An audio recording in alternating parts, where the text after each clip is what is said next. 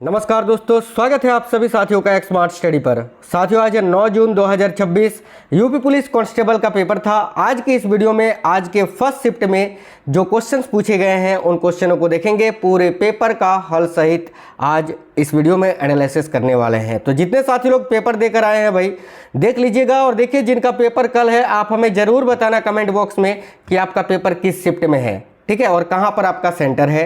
तो चलिए साथियों, आज 9 जून के पेपर को हल सहित देखते हैं और आपको सही उत्तर बताते हैं। जितने साथी लोग पेपर देकर आए हैं आपने जो आंसर किया है सेंटर में वो मिला लीजिए, और जिनका पेपर बाकी है उनके लिए तो बहुत ही इंपॉर्टेंट और रामबाण सेशन होने वाला है। तो चलिए शुरू करते हैं, देखते हैं क्वेश्चंस। शुरुआत करते हैं साथियों जीके के क्वेश्चन के साथ। याद रखना ये 9 जून के फर्स्ट शिफ्ट का पेपर है यूपी पुलिस कांस्टेबल का। देखिए क्वेश्चन था, फीफी पुरस्कार किस क्षेत्र में उत्कृष्टता के लिए दिए जाते हैं। अब यहाँ पर देखो, कंफ्यूज मत होना। मुझे पता है कि काफ़ी बच्चों ने गलत किया होगा। यहाँ पर फीफी लिखा है, आपने सोचा होगा कि फीफा है ना। तो फीफा और फीफी दोनों अलग है। फीफा फुटबॉल से संबंधित है जो कि खेल में दिया जाता है, और फीफी जो है ये सुगंध उद्योग में दिया जाता है। तो सुगंध उद्योग अगर आपने आंसर किया है तो बिल्कुल करेक्ट आंसर है, ठीक है। तो सुगंध उद्योग यानी परफ्यूम इंडस्ट्री जो होती है उस क्षेत्र में ये पुरस्कार दिया जाता है। यहाँ पर खेल भी ऑप्शन में दिया हुआ था आपको कंफ्यूज करने के लिए, तो खेल इस क्वेश्चन का आंसर नहीं होगा। ऑप्शन नंबर बी सुगंध उद्योग करेक्ट आंसर हो जाता है इस क्वेश्चन का, क्योंकि फीफा नहीं फीफी था। चलिए नेक्स्ट क्वेश्चन देखते हैं। एक सवाल था, अंतर्राष्ट्रीय प्रवासन संगठन यानी IOM का मुख्यालय कहाँ स्थित है। ध्यान से देखिएगा, अंतर्राष्ट्रीय प्रवासन संगठन यानी IOM का मुख्यालय कहां पर स्थित है। ध्यान से देखिएगा, IOM का फुल फॉर्म याद रखना, इंटरनेशनल ऑर्गेनाइजेशन फॉर माइग्रेशन होता है। इंटरनेशनल ऑर्गेनाइजेशन फॉर माइग्रेशन, और इसका मुख्यालय जो है वो जिनेवा में स्थित है। जिनेवा इस क्वेश्चन का करेक्ट आंसर हो जाता है। जिनेवा आपका स्विट्जरलैंड में स्थित है, याद रखना। एक सवाल था, भूटान में आधिकारिक तौर पर कौन सी मुद्रा का उपयोग किया जाता है। यानी भूटान की करेंसी आपको पूछी थी, तो भूटान की करेंसी कौन सी होती है। देखो भूटानी गुल्ट्रम इसको बोलते हैं साथियों। तो ऑप्शन नंबर डी इस क्वेश्चन का करेक्ट आंसर हो जाता। अगर आपने भी भूटानी गुल्ट्रम आंसर किया है तो बिल्कुल आपका करेक्ट आंसर हो जाएगा, ठीक है। चलिए एक सवाल था, विश्व बॉक्सिंग फ्यूचर्स कप 2026 का आयोजन कहां पर हुआ था। तो देखिए इस क्वेश्चन का करेक्ट आंसर बैंकॉक थाईलैंड आपका हो जाता। बैंकॉक थाईलैंड इस क्वेश्चन के लिए बिल्कुल करेक्ट आंसर था। विश्व बॉक्सिंग फ्यूचर्स कप 2026 का आयोजन कहां पर हुआ था, तो बैंकॉक में, याद रखना बैंकॉक थाईलैंड में, ठीक है। देखिए क्वेश्चन था कि सिस्टीन चैपल डैश में स्थित है। तो सिस्टीन चैपल ये कहाँ पर स्थित है, क्वेश्चन नंबर 5 देख रहे हैं हम लोग। तो सिस्टीन चैपल जो है ना ये कहाँ पर स्थित है, तो वेटिकन सिटी में। वेटिकन सिटी इस क्वेश्चन के लिए करेक्ट आंसर था। आई होप आप सभी ने बिल्कुल करेक्ट किया होगा साथियों। सिस्टीन चैपल कहाँ पर स्थित है, वेटिकन सिटी में। मैं आपको बता दूं, कल रात में करीब 9:45 के आसपास मैंने एक एक्सपेक्टेड क्लास कराया था। उस वीडियो को आप जाकर जरूर देख लेना साथियों, ठीक है। उसमें हिंदी और जीके के मैंने एक्सपेक्टेड क्लास कराए हैं। जिनका पेपर 9 और 10 जून को है उनके लिए उसको आप जरूर देखना। देखिएगा एक सवाल था, भारत में प्रत्येक वर्ष संविधान दिवस किस तिथि को मनाया जाता है। तो सिंपल सा क्वेश्चन था, इसका करेक्ट आंसर 26 नवंबर हो जाता, क्योंकि देखिए 26 नवंबर 1949 को संविधान को अपनाया गया था, इसीलिए प्रत्येक वर्ष 26 नवंबर को संविधान दिवस मनाया जाता है, ठीक है। देखिए 7वां नंबर क्वेश्चन था, भारतीय संविधान का कौन सा अनुच्छेद गिरफ्तारी और हिरासत से सुरक्षा की गारंटी देता है। बड़ा ही अच्छा सवाल था। तो भारतीय संविधान का कौन सा अनुच्छेद है जो गिरफ्तारी और हिरासत से सुरक्षा की गारंटी देता है। तो करेक्ट आंसर होता अनुच्छेद 22। इस क्वेश्चन का करेक्ट आंसर आर्टिकल 22 आपका आंसर था, जो कि मुझे उम्मीद है कि आपने बिल्कुल सही किया होगा। यहाँ पर जिस बच्चे ने ये भेजा है उस बच्चे ने अनुच्छेद 32 किया है, जो कि बिल्कुल गलत है। अनुच्छेद 32 संवैधानिक उपचारों का अधिकार से संबंधित है। इसके अलावा अनुच्छेद 32 के अंतर्गत सुप्रीम कोर्ट जो सर्वोच्च न्यायालय है वो रीट जारी कर सकता है। 32 नहीं 22 आंसर होगा। ऑप्शन नंबर डी इस क्वेश्चन का करेक्ट आंसर था। एक सवाल था, the chapter black acid attack के बाद के जीवन को गहराई से चित्रित करने वाली कहानी के लेखक कौन है। तो the chapter black acid attack के बाद के जीवन को गहराई से चित्रित करने वाली कहानी है। और इसके लेखक कौन है? तो इसके लेखक है Gurdayal Singh. Gurdayal Singh option number b इस क्वेश्चन का बिल्कुल करेक्ट आंसर है। आगे देखिए, नेक्स्ट सवाल था 2026 में एआई आधारित भाषा मॉडल, ठीक है, भारत जेन को निम्नलिखित का समर्थन करने के लिए डिजाइन किया गया है। स्मार्ट स्टडी 2.0 जो करेंट अफेयर्स के स्पेशली हमारा अलग से चैनल है, उसमें मैंने ये क्वेश्चन 4 से 5 बार आपको कराया है। और देखो डायरेक्ट क्वेश्चन आया है, इस क्वेश्चन का करेक्ट आंसर आपका हो जाता 22। देखो 22 से अधिक भारतीय भाषाएं, यानी मोर देन 22 इंडियन लैंग्वेजेस। तो ऑप्शन नंबर बी इस क्वेश्चन का करेक्ट आंसर होता कि 2026 में एआई आधारित भाषा मॉडल भारत जेन को निम्नलिखित का समर्थन करने के लिए डिजाइन किया गया है। तो 22 से अधिक भारतीय भाषाओं का option number B correct answer होता। क्वेश्चन नंबर 10वां है कि भारत में गुलाबी क्रांति का संबंध निम्नलिखित में से किससे है? सिंपल सा क्वेश्चन था। तो गुलाबी क्रांति डेली जो है ये क्रांति वगैरह से क्वेश्चन पूछा जा रहा है। कल भी पूछा था पीली क्रांति का संबंध किससे है, तो वहां पर आंसर आपका होता तिलहन उत्पादन से। और देखो आज पूछा है भारत में गुलाबी क्रांति का संबंध किससे है, तो करेक्ट आंसर होता मांस और मुर्गी प्रसंस्करण से। तो मांस और मुर्गी प्रसंस्करण इस क्वेश्चन का करेक्ट आंसर होगा। क्लास में आगे बढ़ेंगे उससे पहले आपसे एक रिक्वेस्ट है साथियों, देखिए इस क्लास का नोटिफिकेशन नहीं आएगा, तो आप सभी से मेरा रिक्वेस्ट है प्लीज जितने साथी लोग इस वीडियो को देख रहे हैं, वीडियो को लाइक और कम से कम एक शेयर अपने दोस्तों के साथ इस वीडियो को जरूर करना हमारे लिए, क्योंकि आपके लिए दिन रात मेहनत करते हैं, तो आप इतना कर सकते हैं साथियों। आगे देखिए, नेक्स्ट सवाल है अर्थव्यवस्था के सेवा क्षेत्र को इस नाम से भी जाना जाता है, यानी अर्थव्यवस्था के सेवा क्षेत्र को निम्नलिखित में से किस नाम से भी जाना जाता है, ये आपको बताना है। तो देखिएगा इस क्वेश्चन का करेक्ट आंसर होता टेरिटरी सेक्टर, यानी तृतीयक क्षेत्र। तो तृतीयक क्षेत्र ऑप्शन नंबर सी में है, यही आपका करेक्ट आंसर हो जाता। चलिए आगे देखिए, क्वेश्चन नंबर 12वां था कि निम्नलिखित में से कौन सा दस्तावेज भारत से वस्तुओं के निर्यात के लिए आवश्यक है? तो जन्म प्रमाण पत्र, यार ये बच्चे ने भी किया है जो कि गलत है। इसका करेक्ट आंसर होगा आयात निर्यात कोड।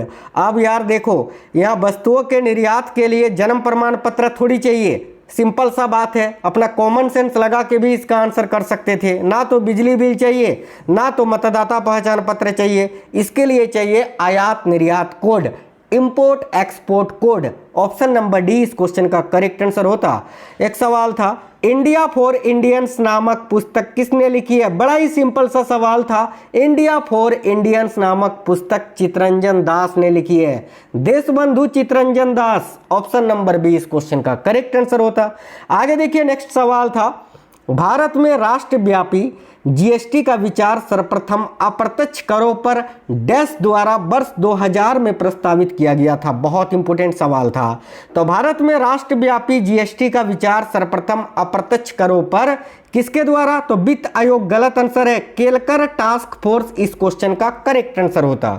ठीक है, तो भारत में राष्ट्रव्यापी जीएसटी का विचार सर्वप्रथम अप्रत्यक्ष करों पर केलकर टास्क फोर्स द्वारा वर्ष 2000 में प्रस्तावित किया गया था। तो इस क्वेश्चन का correct answer Kelkar task force आपका करेक्ट हो जाता। सवाल था क्वेश्चन नंबर 15, भूटान अपनी सीमा कितने भारतीय राज्यों के साथ साझा करती है? तो भाई देखिए भूटान जो है ना अपनी सीमा कितने भारतीय राज्यों के साथ साझा करती है? तो इस क्वेश्चन के लिए जो आपका करेक्ट आंसर हो जाता, देखिए भूटान के बारे में पूछा था ना, तो 4 करेक्ट आंसर होता साथियों, 4। भूटान जो है ना 4, देखो भूटान कितने भारतीय राज्यों के साथ अपनी सीमा साझा करता है? तो बेसिकली इसका करेक्ट आंसर आपका 4 होना चाहिए था। 4 कौन कौन से राज्य हैं मैं वो भी आपको बता देता हूं।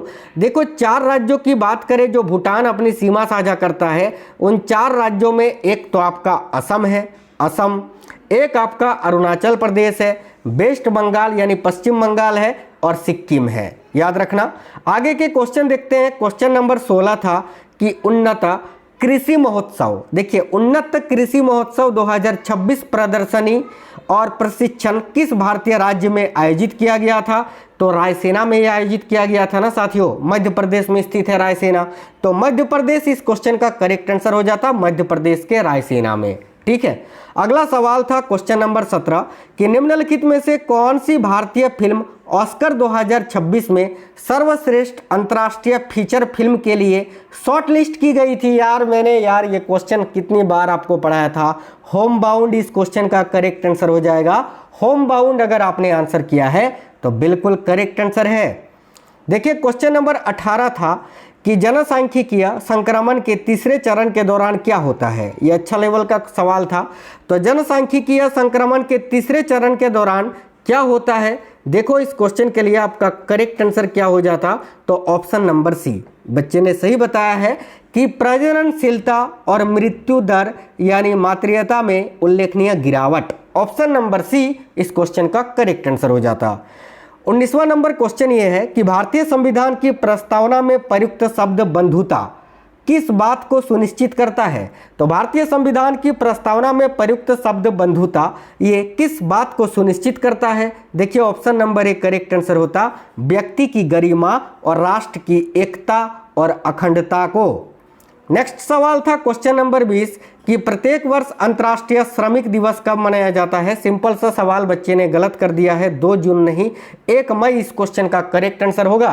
प्रत्येक वर्ष अंतर्राष्ट्रीय श्रमिक दिवस यानी इंटरनेशनल लेबर डे ये कब मनाया जाता है, तो 1 मई को मनाया जाता है। तो 1 मई इस क्वेश्चन का करेक्ट आंसर आपका हो जाता। ठीक है, चलिए आगे देखते हैं। नेक्स्ट सवाल था भारत के किस क्षेत्र में संतूर वाद्य यंत्र परंपरागत रूप से बजाया जाता है। तो देखिए संतूर वाद्य यंत्र जो है ना भारत के किस क्षेत्र में परंपरागत रूप से बजाया जाता है, तो इसका करेक्ट आंसर आपका कश्मीर हो जाता। कश्मीर अगर आपने आंसर किया है तो बिल्कुल करेक्ट आंसर है साथियों। कश्मीर, जम्मू कश्मीर क्षेत्र में परंपरागत रूप से संतूर वाद्य यंत्र को बजाया जाता है। ठीक है, चलिए एक सवाल था क्वेश्चन नंबर 22 कि कर्नाटक संगीत परंपरा जो भारतीय शास्त्रीय संगीत की 2 मुख्य प्रणालियों में से एक है, मुख्यतः भारत के किस भाग में प्रचलित है। तो इसका करेक्ट आंसर होता दक्षिण भारत में, साउथ इंडिया में। भाई याद रखना ये जो कर्नाटक संगीत है इसके जन्मदाता कौन है, तो संत पुरंदरदास 1665 में प्रभावी हुआ था। ठीक है,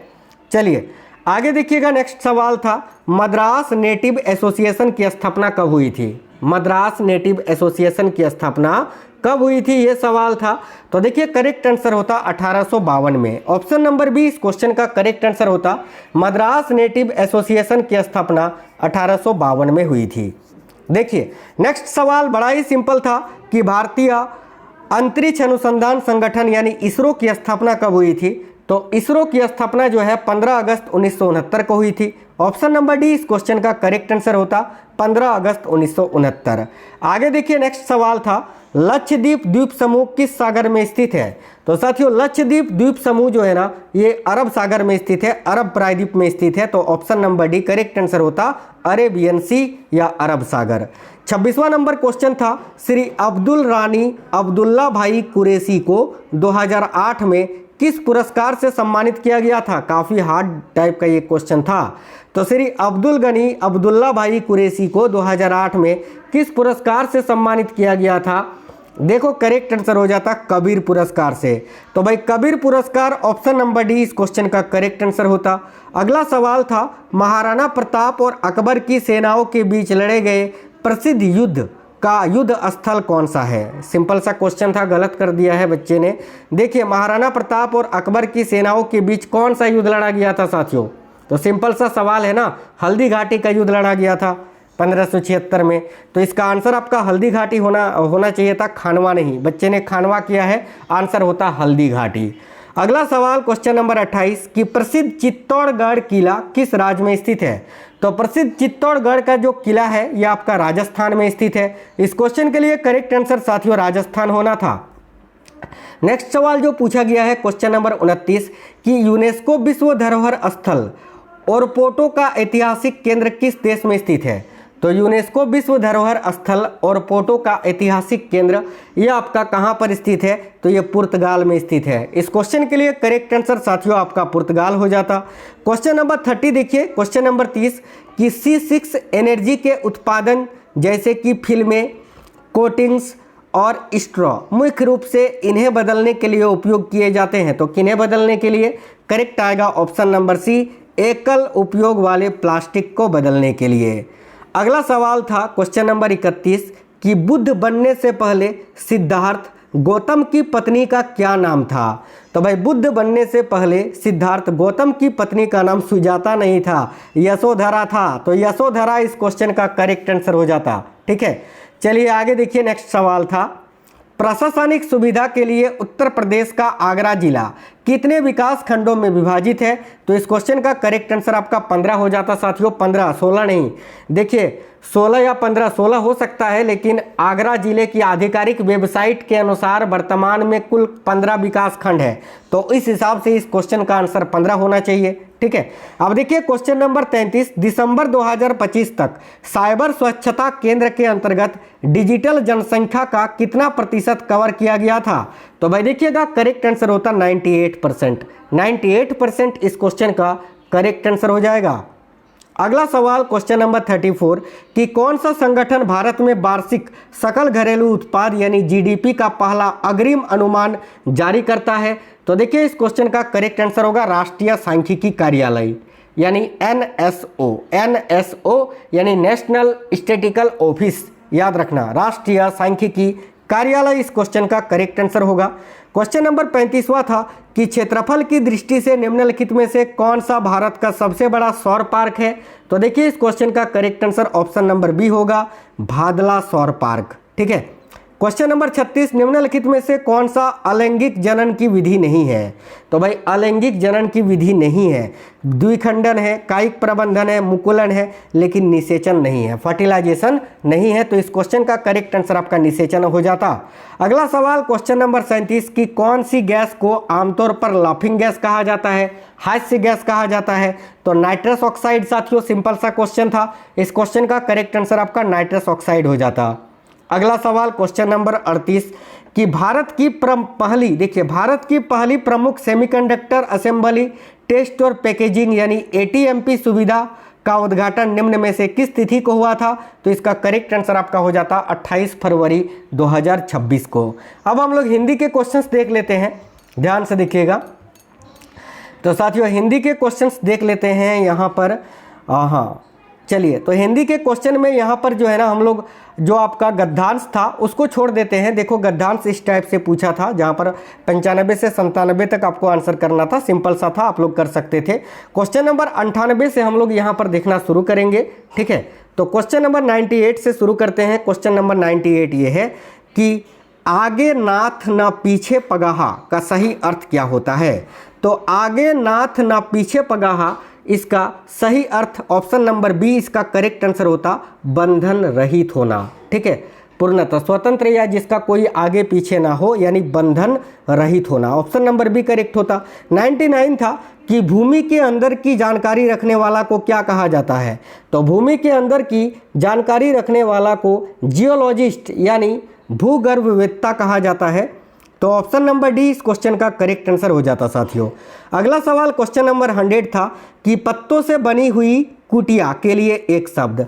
पत्तों से बनी हुई कुटिया के लिए एक शब्द होगा पर्णकुटी। तो ऑप्शन नंबर बी इस क्वेश्चन का करेक्ट आंसर हो जाता पर्णकुटी। आई होप आपने बिल्कुल करेक्ट किया होगा।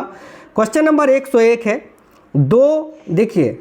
दो दुष्टों के नाम के अतिरिक्त अन्य कोई अंतर ना हो, इसके लिए सही लोकोक्ति कौन सी है। तो दो दुष्टों के नाम के लिए नाम के अतिरिक्त अन्य कोई अंतर ना हो, इसके लिए सही उक्ति कौन सा होगा। तो ऑप्शन नंबर डी, जैसे नागनाथ वैसे सांपनाथ। ऑप्शन नंबर डी इस क्वेश्चन का करेक्ट आंसर हो जाता। क्वेश्चन नंबर 102 था, विलोम की दृष्टि से कौन सा युग्म सही सुमेलित नहीं है, यानी कौन सा विलोम सही रूप से सुमेलित नहीं है। तो देखिएगा सम्मुख का उन्मुख, क्योंकि सम्मुख का सही विलोम शब्द विमुख होता है, उन्मुख लिखा हुआ है, तो यही आपका आंसर होगा गलत। बाकी देखिए वक्र का सरल होता है, विरा का मिलन होता है, सार्थक का निरर्थक, ये सही विलोम है। ऑप्शन नंबर ए गलत है, यही आपका करेक्ट आंसर होगा। क्वेश्चन नंबर 103 था, अठन्नी में कौन सा समास है। देखिए अठन्नी शब्द में साथियों द्विगु समास है साथियों, क्योंकि पहला पद जो है संख्यावाचक है, यानी 8 आनों का समूह, तो ये जो है आपका द्विगु समास होगा। ऑप्शन नंबर डी इसका करेक्ट आंसर होता। 104, निम्नलिखित में से चांद का मुंह टेढ़ा है, किसके द्वारा लिखी गई है। तो चांद का मुंह टेढ़ा है, ये किसके द्वारा लिखी गई है। देखिए करेक्ट आंसर होता गजानन माधव के द्वारा। तो भाई Gajanan Madhav Muktibodh, option number D इस क्वेश्चन का करेक्ट आंसर होता। क्वेश्चन नंबर 105 था कि सहज पके सो मीठा होई, इस मुहावरे का अर्थ क्या होता है? सहज पके सो मीठा होई, इस मुहावरे का अर्थ होता है धीरे धीरे किया गया काम अच्छा होता है। ऑप्शन नंबर डी इस क्वेश्चन का करेक्ट आंसर होता। देखिए एक सवाल था, घुड़दौड़ का सही संधि विच्छेद क्या है? तो भाई घुड़दौड़ का सही संधि विच्छेद ऑप्शन नंबर ए होगा घोड़ा जोड़ दौड़, घोड़ा जोड़ दौड़ इस क्वेश्चन का करेक्ट आंसर हो जाता। 107 है, निम्नलिखित में से सही लोकोक्ति का चयन कीजिए। तो कौन सा सही लोकोक्ति है? तो देखिए ऑप्शन नंबर ए में है जंगल में मोर नाचा किसने देखा, बिल्कुल यही तो सही लोकोक्ति है, तो ऑप्शन नंबर ए आपका करेक्ट होगा। क्वेश्चन नंबर 108 है, निम्नलिखित में से पंचवटी के रचयिता या रचयित्री कौन है? तो पंचवटी की रचना किसने की थी? तो मैथिली शरण गुप्त ने की थी, ऑप्शन नंबर डी करेक्ट होगा। 109 है, मुकेश जोर से चिल्लाया, इस वाक्य में अवयव शब्द कौन सा है?